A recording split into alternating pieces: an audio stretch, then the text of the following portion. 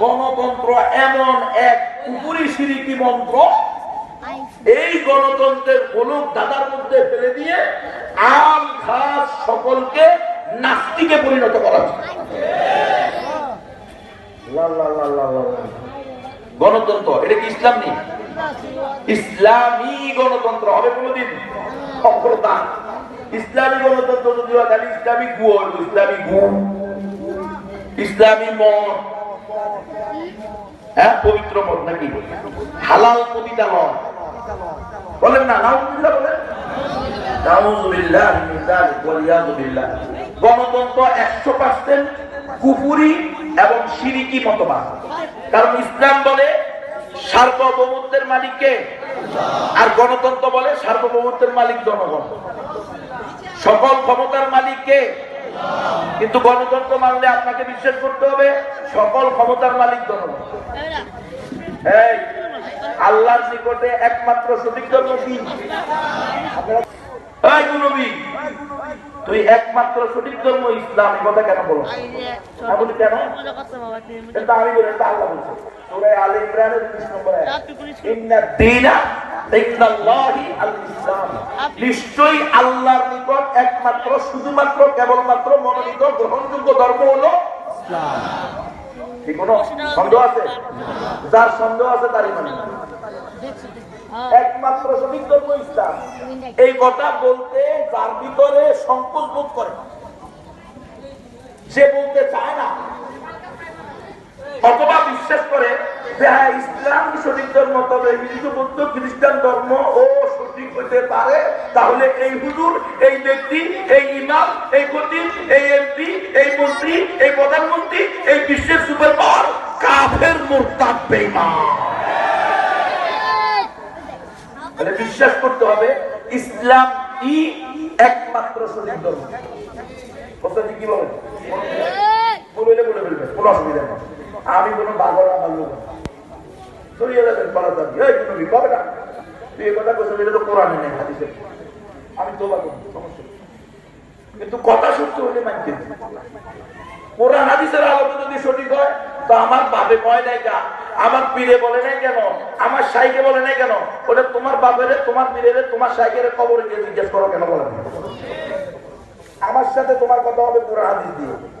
শরীয়তের উসুল, শরীয়তের দলিল কয়টা? 4টা, কোরআন, হাদিস, ইজমা, কিয়াস। এর ভিতরে কয় নাই যে তোমার বাপ, তোমার দাদা, হ্যাঁ তোমার খালু, তোমার মামু, তোমার পীর, তোমার শায়েখ।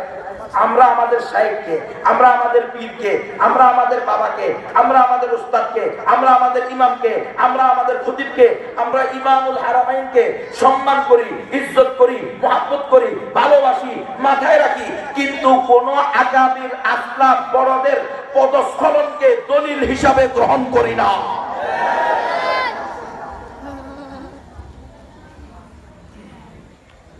পরিষ্কার হয়ে যান। এখন আর গোলামি নিয়ে থাকার টাইম নেই।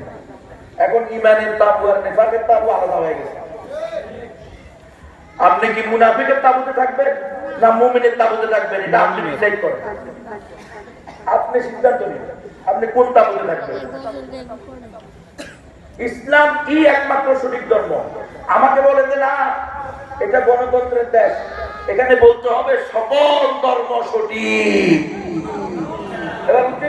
গণতন্ত্র কোন অর্থে ব্যবহার করে?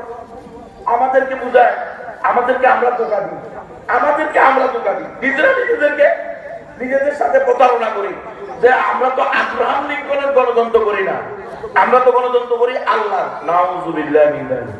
আব্রাহাম লিঙ্কনের গণতন্ত্র বানাইছে of the people, for the people, by the people. আর আমরা বলি of the Allah, for the Allah, by the আল্লাহ।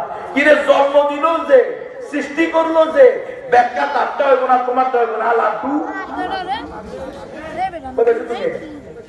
তোমাকে কে বললো যে আব্রাহাম লিঙ্কনের গণতন্ত্র তুমি যে ব্যাখ্যা দিবে সে ব্যাখ্যা চলবে?